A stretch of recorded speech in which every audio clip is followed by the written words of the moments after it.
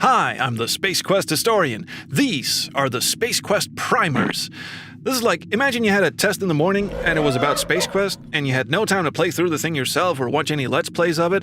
This is me giving you everything you need to know in the shortest possible time. Starting with the baby Jesus of adventure games that started it all, Space Quest 1, the Sarien Encounter. This game was made in 1986 by two guys named Scott Murphy and Mark Crow. They called themselves the two guys from Andromeda because they thought it would be fun to pretend to be aliens on vacation on Earth who also designed computer games. It's also a pun on a pizza chain back in the 80s called Two Guys from Italy. They met while working on a Disney game, let that sink in, called The Black Cauldron. The company they worked for, Sierra Online, was famous for its King's Quest series of games. But Scott and Mark were kinda sick of games like King's Quest taking themselves way too seriously, so they decided to do a game that was science fiction and didn't take itself seriously. Their boss, Ken Williams, wasn't too keen on the idea at first, so they went ahead and did it anyway. The first 4 screens of it anyway, showed it to Ken, who then told them to go ahead and do the rest of the game. The main character is Roger Wilco. He's named after radio procedure words typically used in the military. Roger, as in understood, and Wilco, as in will comply, because you're in control of him. So he's Roger, and he will comply with your instructions. Get it? It's funny. Moving on. In the first game, Roger is a janitor aboard a space laboratory called the Arcada. Not Arcada, Arcada, says so in the manual. Roger is an alien who lives on the planet Xenon, but everyone looks human and he doesn't have any special powers or anything. In fact, he's not even a very good janitor. He sleeps on the job a lot. At the start of the game, he wakes up from one of his naps to find all his crewmates are dead, and there are evil alien soldiers in red uniforms roaming the hallways, waiting to shoot anyone who still have the audacity to be breathing. These aliens are called Sariens, and they're not very nice. They've killed everyone aboard the Arcada because the Arcada was transporting something called the Star Generator. It's basically the thing from Star Trek II Wrath of Khan. It can ignite a sun, but can also be used as like a Death Star-like weapon. It blows shit up real good. And the Sariens want it because they're mean space bullies. There's also another reason, but that's not revealed until Space Quest 2, so we'll get to that in the next video. Anyway, Roger escapes the Arcada without being seen. Or, well, seen, but disregarded. Okay, that one got me. Anyway, he escapes the Arcada, but not before taking the secret plans for building another star generator with him. It was hidden in this library under the term astral bodies. The science dude told him. The science dude is now dead. Roger's not dead, and he is taking an escape pod the fuck out of here once he's fastened his seatbelt. He may be lazy, but he's not an idiot. The escape pod crash lands on the planet Corona, no affiliation with the virus. The planet was named after the two guys' favorite beer at the time. Corona is a hot desert planet. There's an emergency kit in the pod that you can't see, but you need to pick it up anyway because the game expects you to look around at everything to spot objects the artist didn't bother drawing into the game. Speaking of things you can't see, there's a shard of glass in front of the pod. See it? See it? No, you don't, but if you don't pick it up, you are royally fucked and cannot complete the game at all. This game does not play nice. This was 1986, and there were no rules for how adventure games were supposed to treat players. The designers have since apologized for not being clairvoyant enough to see into the future and know that players actually want adventure games that aren't complete dicks to the player. Anyway, moments after touching down on the surface, the Sarien spider droid appears. He's cute, but he only does one trick, which is to blow up. He can't walk up slopes, however, so if you're up here, you're safe. There's a secret elevator between this arch thing. You make your way past a few dangers, including these laser beams that you short-circuit with the glass you'd better have picked up before because you can't go back and get it now, fuck you.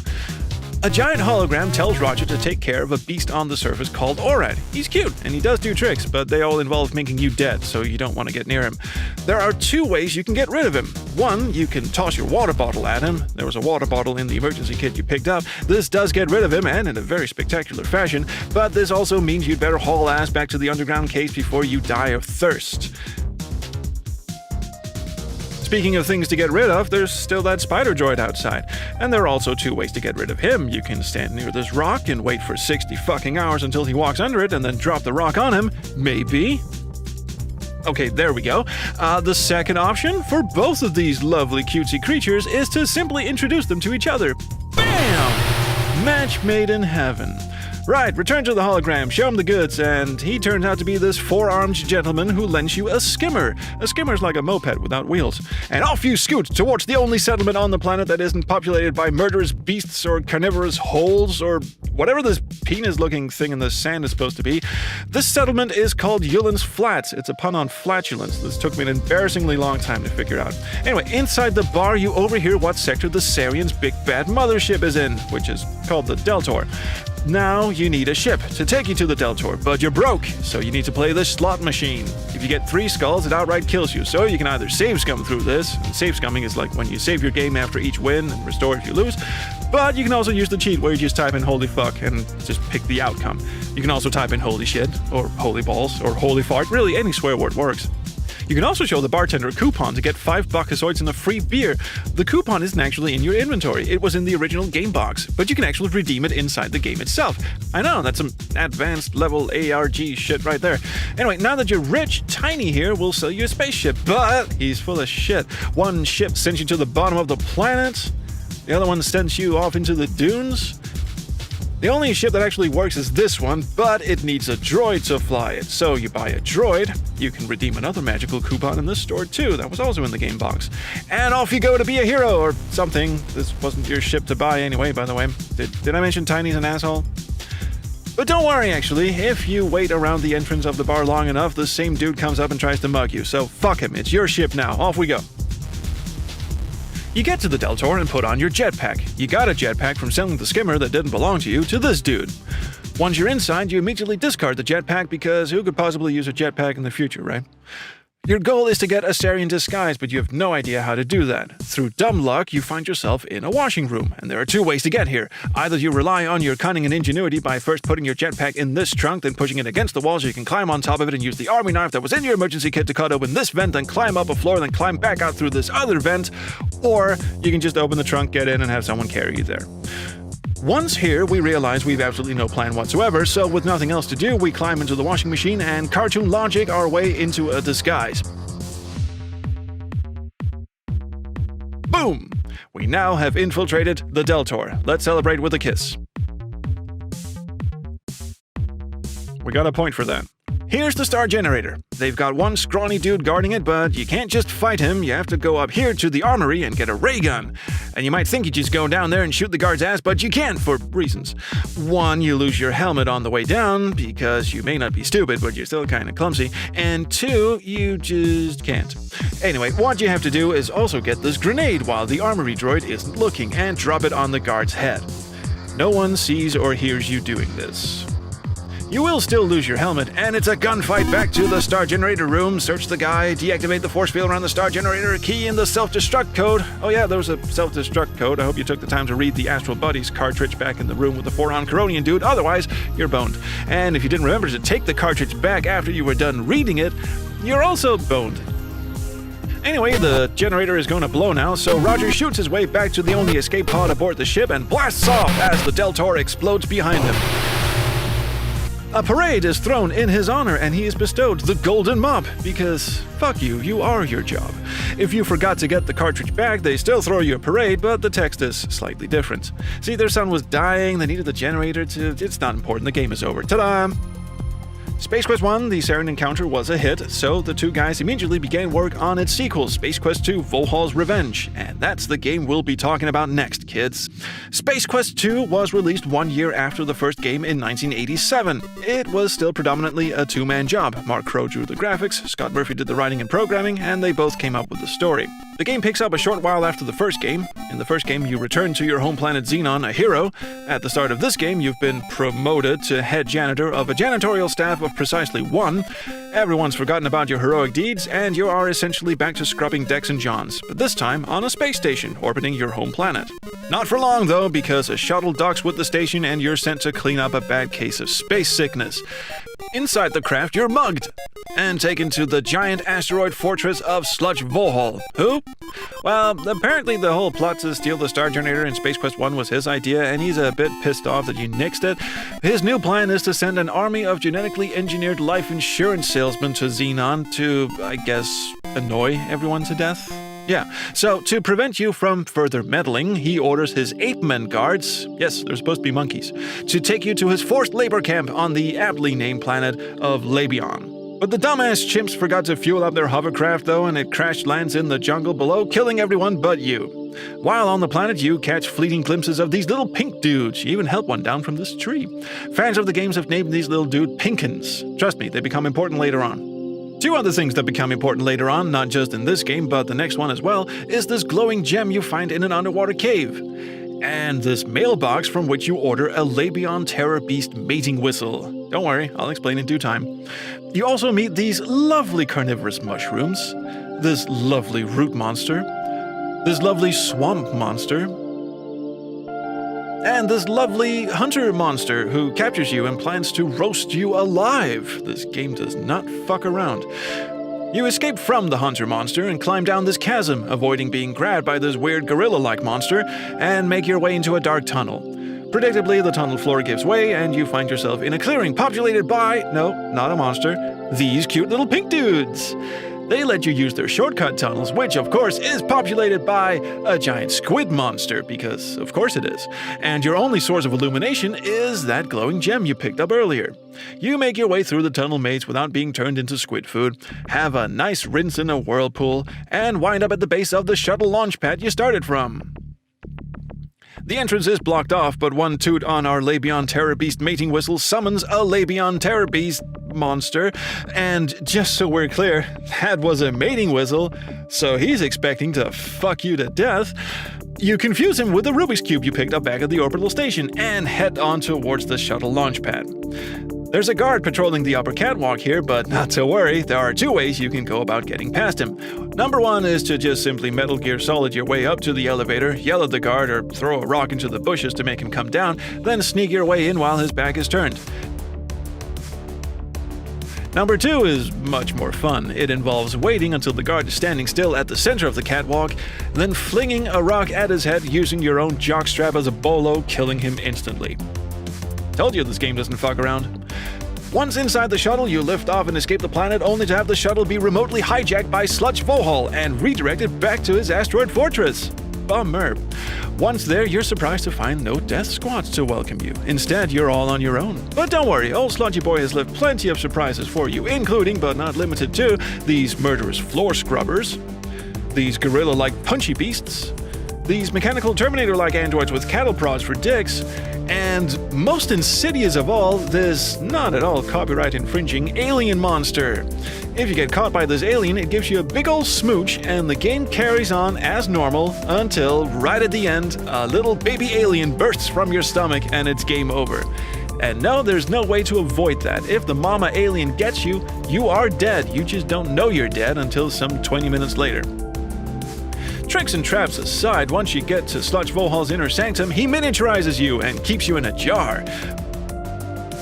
But of course you escape and turn off his life support system. Looking at the back of his hand, you find the password that cancels the launch of the genetically engineered life insurance salesman, and everything's good to go. Well, not quite everything is about to blow up around you, but at least everyone on Xenon is safe. After checking out the beautiful scenery from the outside and dodging this cute little Ed 209 looking killer android for a bit, you reach an escape pod and jet off just before the asteroid fortress goes kablooey. But wouldn't you know it, you're not out of the woods yet. The escape pod has no oxygen left. So in a last-ditch effort to survive, you hop in the cryogenic sleep chamber and settle in for a nice long nap in suspended animation. And so the game ends. Now, like its predecessor, Space Quest 2 was another hit. It ran on the same engine as the first game, and it looks very similar, but that would all change with the third game in the series, which was released just 2 years later.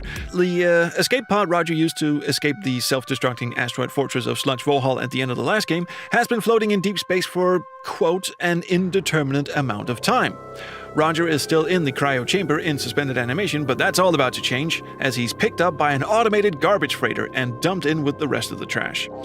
This triggers the revival mode of the cryo chamber, and now he has to find his way out. Luckily, he comes across this lovely ship, the Aluminum Mallard. Yes, that's a joke on the Millennium Falcon.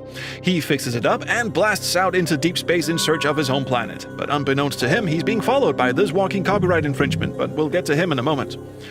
Roger stops off at a tourist trap on the desert planet of Fleephut, where he meets Fester Blatz, an absolutely adorable sales monster who becomes visibly excited at the sight of the glowing gem Roger picked up in the previous game. Very, very visibly excited. Settle down there, Fester. Roger buys a bunch of shit he may or may not need in the future and leaves the store, only to be accosted by the Arnoid. Yes, this dude is called the Arnoid Annihilator. The story is he's been sent by the novelty company that made the Labion Terror Beast mating whistle that we used in the previous game. thus giving rise to one of the biggest plot holes in the game series.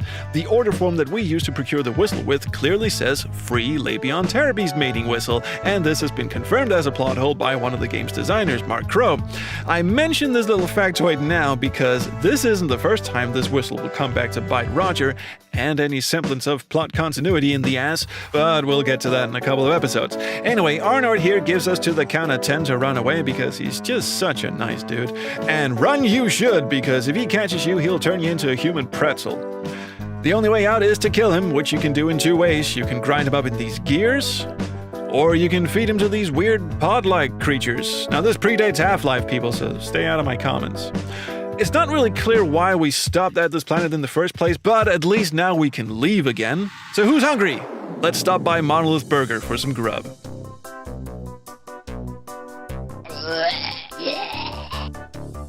Well, that was disgusting. Let's see what this arcade machine is all about.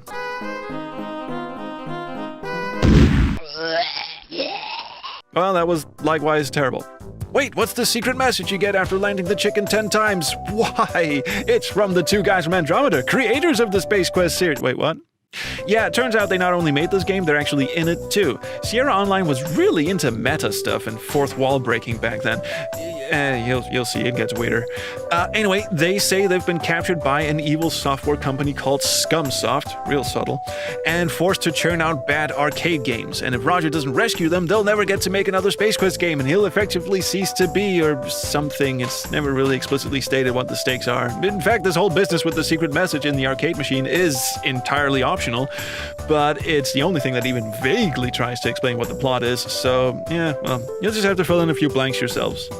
So off we go to Ortega, a planet composed entirely of molten lava and active volcanoes. Lovely scenery, great for the kids if they can stand a bit of heat.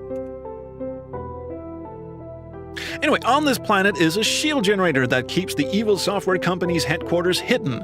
Their headquarters is on Ortega's moon Pestulon, hence the title of the game, The Pirates of Pestulon. Only they're not pirating software, they're actually pirating game designers. So Roger disables the shield generator and makes his way to Pestulon, where he uses the Arnoid's invisibility belt to sneak inside. Once there, he disguises himself as a janitor, I know, what a stretch, and manages to find the two guys trapped in giant blocks of Jello. Yeah, I am not entirely clear on what the deal with these Jello blasters are either, but the Pirates of Pestulon shoot Jello at you. It's just what they do. Anyway, you free the two guys, only to be interrupted by the CEO of Scumsoft himself, the 14-year-old acne-ridden little snot, Elmo Pug. He challenges you to a duel of Nukem Dukem robots. I'll let you work out what that's a play on yourself. And no, you'd be wrong. It's not Captain Misogyny here. It is, in fact, this children's toy. Space Quest 3 came out in 1989, so it would be another 2 years before the first Duke Nukem game was released by Apogee, so there. Anyway, wham slam, Elmo hits the floor, and you make your escape in the aluminum mallet with the two guys. Elmo sends a couple of his skull fighters after you, which you disperse with, and then you accidentally fall through a black hole and wind up on Earth. Yeah, I told you Sierra was all about the fourth wall humor back in the late 80s. The Mallard lands next to the offices of Sierra Online in Oakhurst, California, where they meet Ken Williams, who was co-founder and CEO of the company, like in the real world, and he offers the two guys a job as game designers, but turns Roger down for a position as janitor because fuck you. So the game ends with Roger shooting off in the aluminum mallet back through the black hole and on his way back to his home planet. Now, Space Quest 3 is widely regarded as one of the best entries in the series, if not the best. It won the Software Publishers Association Gold Medal Award, which was like the computer game Oscars back in 1989. The two guys had their biggest hit yet with this game, yet all was not well. Having worked relentlessly on 3 Space Quest games back-to-back with virtually no time off meant they were getting pretty burned out. So when they were told to get cracking on a new Space Quest game as soon as possible, the end result was the decidedly darker, more sinister, and some would say equally brilliant Space Quest 4 Roger Wilco and the Time Rippers. And as the title suggests, it deals with time travel, but not in the way you'd expect. So, at the start of the game, Roger is still on his way back to his home planet in the Aluminum Mallard, a ship he rescued from a junk freighter at the start of the last game. He stops off at a seedy spaceport bar to bore some aliens to death when he's accosted by this menacing-looking Daft Punk lookalike. He's taken outside and shown a hologram of his old nemesis, Sludge Vohaul from Space Quest 2, who tells him that he's getting really fed up with being thwarted at every turn by some low-life janitor, and he tells his daft Nazi troopers here, they're called the Sequel Police, to put a bullet in your head. But before they can do so, they're taken down by these two dudes with giant guns. The guns shoot time rips, and the dude tells Roger to jump into the time rip before it's too late, so okay, sure thing. You end up on the war-torn, bomb-to-shit streets of your home planet Xenon. It's clearly sometime in the future, but here's the clever bit. Instead of traveling in years, you're actually traveling in sequels. So now you've ended up in Space Quest 12, Vohaul's Revenge 2, and it's not a happy place, although I'm sure this guy could probably just use a hug. You head off into the sewer to find another hologram, this time of a man called Professor Lloyd, who says he's the leader of the Rebels. The giant supercomputer that controlled every facet of the planet got infected with a virus, and this virus seems to have it in for you, going so far as to inventing time travel just so it can go back and kill you in the past. Why it couldn't just kill you in this time period is something that's briefly brought up, but never explained at the end of the game. And why this dude with the time gun would send you here, of all places, is never explained at all. I guess he just expected you to waltz up to the supercomputer and unplug it? So, okay, that's what we do. We stow away on this patrol ship and head up to the supercomputer, but wouldn't you know it, the door to the inside is locked. So instead we hijack one of the bad guys' time pods and punch in some random digits. This brings us to Space Quest 10, Latex Babes of Estros, a not-so-subtle nod to the old Infocom adventure game Leather Goddesses of Phobos. And furthermore, these two, future sequels are actually sort of a subtle jab at the increasing burnout that the designers were facing, because at the time the two guys considered Space Quest 4 to be the last game in the series, and these future sequels were meant as a way of saying, look, this is the sort of washed-up trash you're going to get if they keep forcing us to do more sequels. And then 2 more games in the series followed. But anyway, back on track. After joyriding with a pterodactyl, trust me, Roger is taken prisoner by the titular Latex Babes. Apparently their leader, Zondra, doesn't think too highly of Roger, although this Roger, of course, has no idea what she's on about. Back at their lair, the Latex Babes intend on torturing him by shaving his legs with the EpiRip 357, the most powerful hand hair remover in the universe. But they're interrupted by the roar of a sea slug. Roger dispatches the sea slug with items that the Latex Babes already had handy, but for some reason this is seen as incredibly heroic of him, and suddenly everyone's off to celebrate by going shopping at the nearby mall. Wait, what? Meanwhile, in a cutscene, it's revealed that the dude who threw you into the time warp was in fact your future son, Roger Jr. Haha, bummer. Anyway, at the mall, Roger faffs about for a bit, does the usual things you do at a mall, buy clothes, buy some other clothes, get a job at the local burger joint, get fired from that same burger joint, before the secret police arrive to mess up your day. The only way to escape them is to go through the middle of the mall, which is this giant zero-gravity skating rink. Now, when you hear people complain that Space Quest 4 is such a hard game, this is usually the sequence they're talking about. Back in the day, if you were playing the CD-ROM version of this game and your computer was just a little bit on the fast side, this sequence was impossible. And the reason for that is, the faster your computer was, the faster the in-game timer would run out, so the secret police dudes would start appearing way before they were supposed to, rendering the whole sequence either very, very, very difficult, or just flat out impossible. Don't worry, these days you can just play it in ScumVM and they've fixed all these issues. Anyway, you steal the secret policeman's time pod and head to your next destination. You piece together a time code from a scrap of paper you found on this dead secret policeman, and a clue you found in an old Space Quest 4 hint book in the software store. Yeah. You punch in this code, and it takes you all the way back to Space Quest 1. And here you cause a disturbance for having too many colors in your palette. Yes, these monochrome bikers actually pick a fight with you because you're in 256 colors, and in retaliation you knock over their bikes. Yeah, look, it's not Roger's proudest moment. Anyway, all that for a book of matches. And now, we finally have everything we need to defeat the evil supercomputer back in Space Quest 12. I know, it seems like we got nothing done, but we actually have. The lock on the supercomputer door? Well, we just melt that away with a bit of acid we picked up in the sewers. These invisible lasers in the corridors, we just turned those visible using the cigars our former burger boss threw at us when he fired us, lighting it with this book of matches we backed from the Yulin's Flats bar. These robots patrolling the catwalks of the supercomputer, though, yeah, those can be annoying. What you can do is pick up this laptop in the ruined city, look at this terminal plug in the supercomputer, then go all the way back to the mall and buy a matching plug for your laptop. And then once you plug that in, you get this cool, ominous message from Sludge Vohaul. Take a good look, Roger. Remember this poor wretched soul, for he is your son. Which was even voiced in the disc version. Check it out. Take a good look, Roger.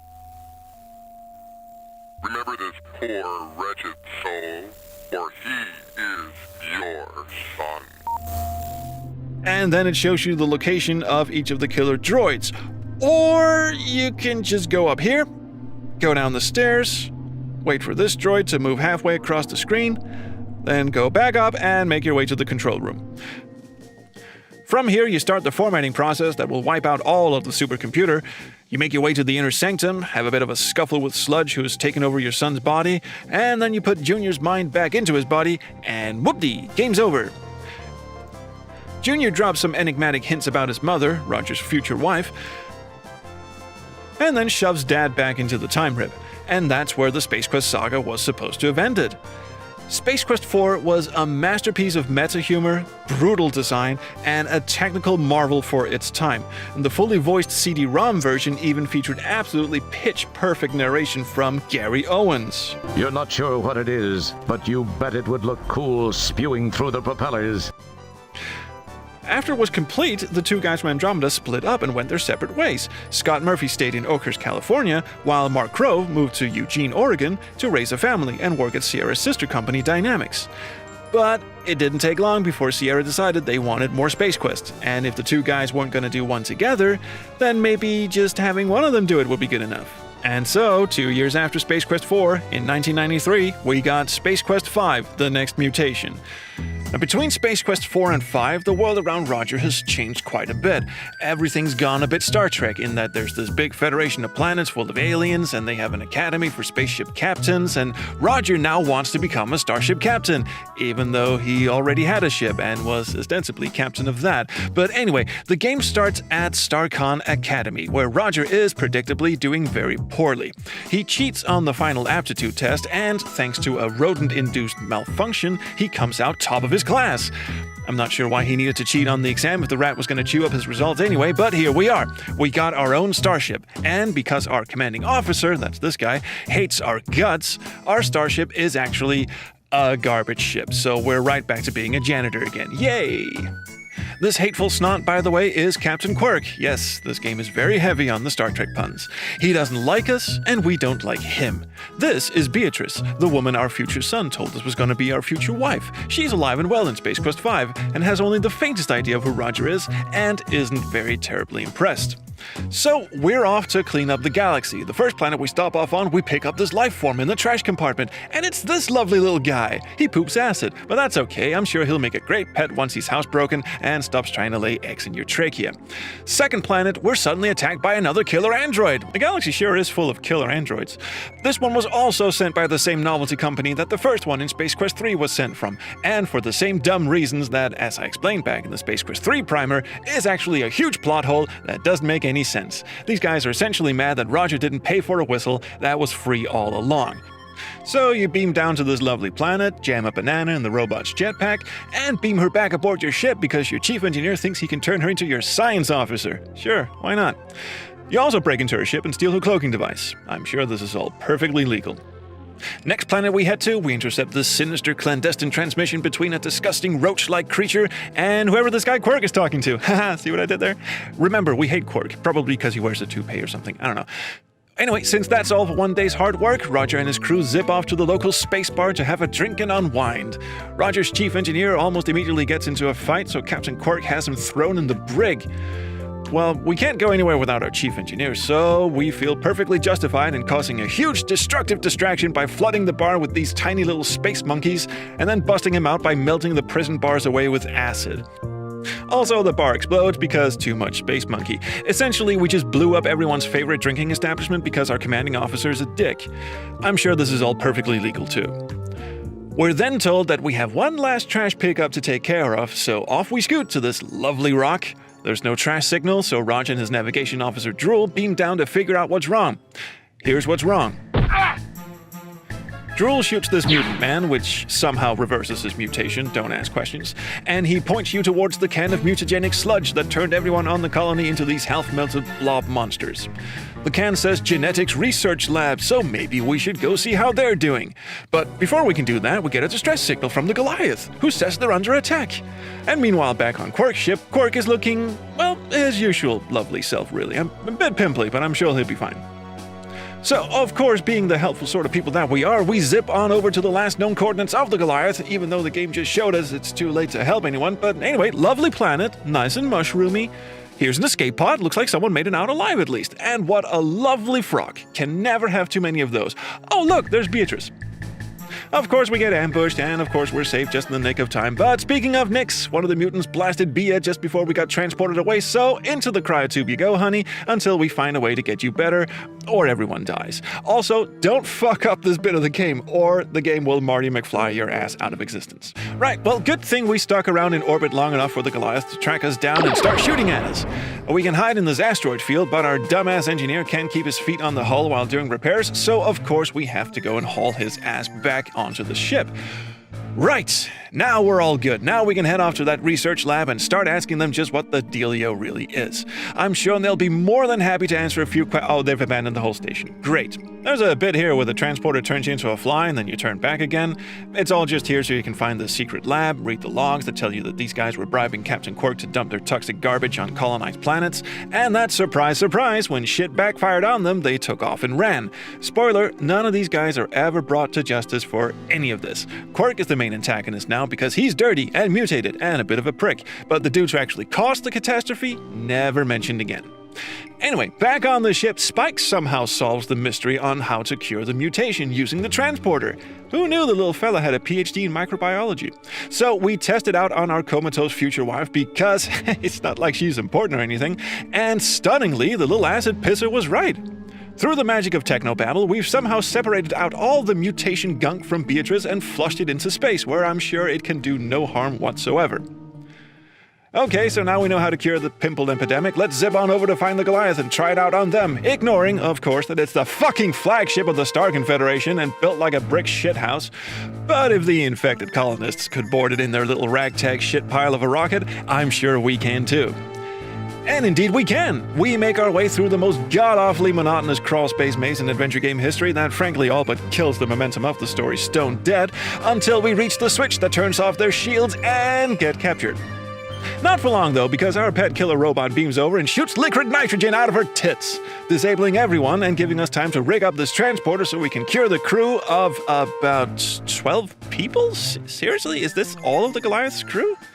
Oh well, it's a riveting success, and all is well, except for Quark, who nabs a shuttle and flies straight off into all the mutagenic snot we just beamed out into space. What a dumbass. So we beam back onto our own ship, vacuum the snot blob up into the garbage hold, evacuate the ship, and set it to self-destruct.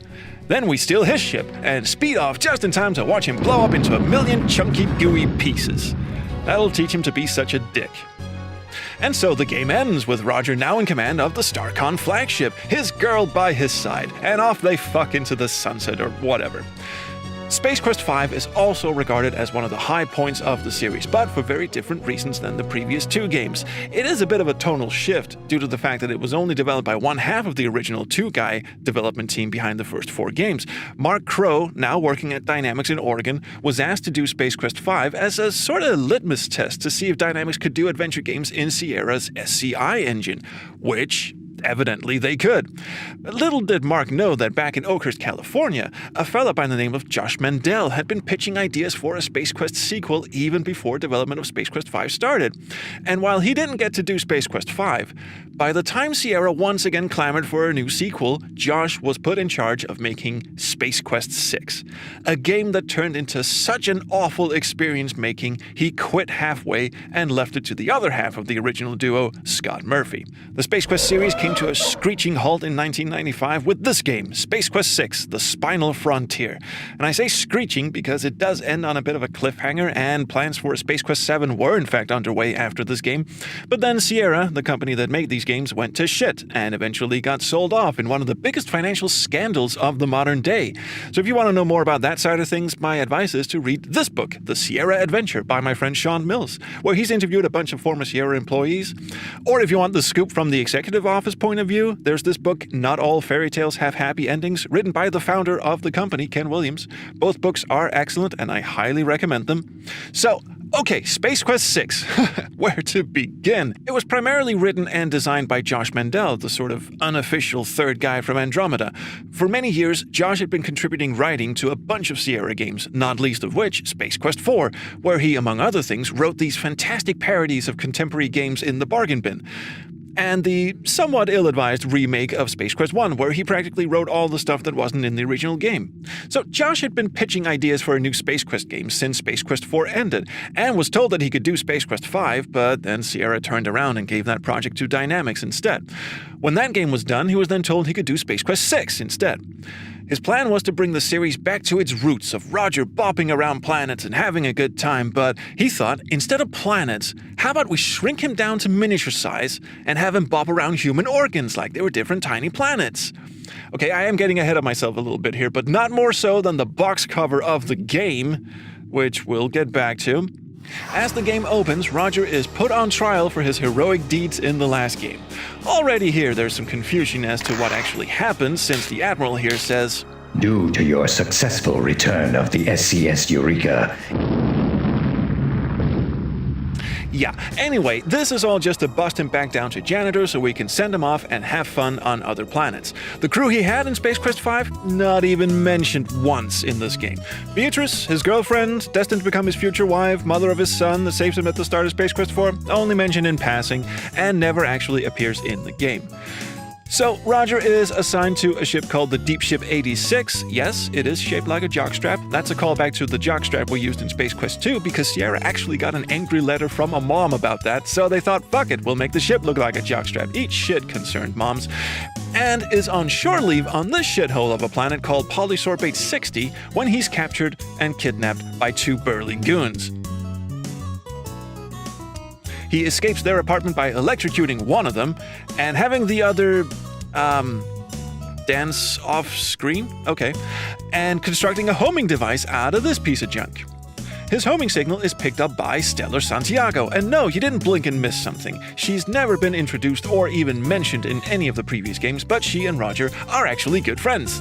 This just happened in between games, I guess. Back on the deep ship, they run a DNA scan of the hair of one of the kidnappers, ew, to find out that his name is Nigel Rancid. Cool. Stellar suggests that we look him up in cyberspace, which was something that everyone thought was a super cool word to say in the mid-90s. Remember, this was around the birth of the internet, and no one really knew what the fuck it would turn into, so everyone thought it would end up looking like Johnny Mnemonic, and the game kind of takes the piss out of that. You'll see. Anyway, duty calls. We're sent to a retirement home to clean up this old lady's room, but surprise! It's another attempt to kidnap you, or kill you, or drug you. It's not entirely clear, because Stellar shows up again and shoves you out of the room. The door closes, there's an explosion for some reason, and we cut to her funeral. This is pretty heavy shit for a Space Quest game, honestly. Of my friend, I can only say this. Of all the souls I have encountered in my cleaning, hers were the most scuff-resistant. But of course she's not really dead. She manages to send a short message to Roger saying it's all a big con, and Roger, dumb fuck that he is, tries to persuade his captain that they've made a big mistake and Stellar's still alive, but he's brushed off because of course his captain is in on it. There was a cutscene earlier that showed that. So Roger steals a shuttle, and dumb fuck that he is, plows it straight into some celestial anomaly that disables his ship. He repairs it, gets a jump start from a bad pun who sounds like she wants to jump more than just his engines. I'd jump you in a heartbeat, dollface. And then zooms off back to the retirement home to find out just what the fuck is going on. He's told to piss off. Just get out of my face. So he does, back to the shithole, where he buys a cyberspace jack off of Fester Platz? Okay, sure. I forgot to mention, there's a lot of fan service in this game.